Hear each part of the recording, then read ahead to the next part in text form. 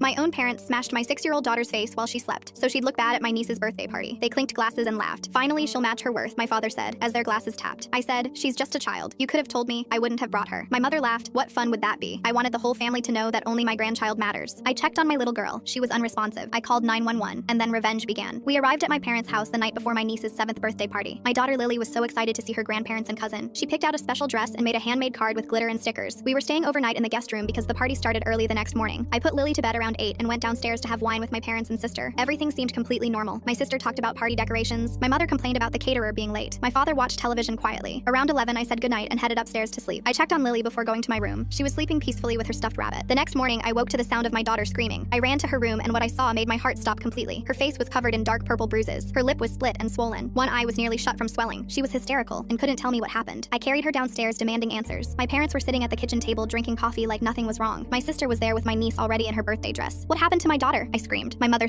actually smiled at me. We made some adjustments last night after you went to bed. My father laughed and raised his coffee cup toward my mother. They clinked mugs together casually. Finally, she'll match her worth, he said as the cups tapped. I couldn't process what I was hearing. She's just a child. You could have told me you didn't want her here. I wouldn't have brought her. My mother laughed coldly. What fun would that be? I wanted the whole family to see that only my real grandchild matters. Your sister gave us a proper grandchild. You gave us that thing. She gestured dismissively toward the stairs. My sister said nothing. She just adjusted my niece's hair bow like this was completely normal. I ran back upstairs. Lily was lying on the bed, barely moving now. Her breathing was shallow and weak. I touched her face gently, and she didn't respond at all. Unresponsive. I called 911 immediately. The ambulance arrived in 8 minutes. The paramedics were horrified by what they saw. A 6-year-old beaten so badly she had a concussion and facial fractures. They asked what happened, and I told them everything. My parents did this while she slept. The police came next. My parents denied everything, but the evidence was overwhelming. Bruising on their hands, my daughter's blood on my father's ring, security footage from neighbors showing no one else entered that night. They were arrested in front of the family arriving for the birthday party. My sister screamed at me for ruining her daughter's special day. She screamed at me while my child was being loaded into an ambulance. Lily spent 4 days in the hospital. Fractured orbital bone, severe concussion, trauma requiring years of therapy. Doctors said if I had waited another hour, she could have had permanent brain damage from the swelling. My parents were charged with aggravated assault on a minor and child abuse. They claimed it was discipline. Their lawyer argued grandparents have rights to correct grandchildren. The judge was disgusted by their defense. They were convicted and sentenced to 12 years each. My sister testified as a character witness for them. She said they were wonderful grandparents who would never hurt a child intentionally. She said I must have provoked them somehow. I cut her out of my life completely. During sentencing, my mother looked at me with pure hatred. You destroyed this family, she hissed. I leaned forward so only she could hear. No, you destroyed a 6-year-old girl's face because you're a monster. Now you'll die in prison knowing your real grandchild will grow up knowing exactly what kind of people you are. The inheritance went to my sister. I didn't want their money. I wanted justice, and I got it. Lily is 9 now. Physical scars have faded, but she still has nightmares. She flinches when older people raise their voices, but she's healing. We both are. My parents will spend their remaining years knowing they destroyed everything they claim to love.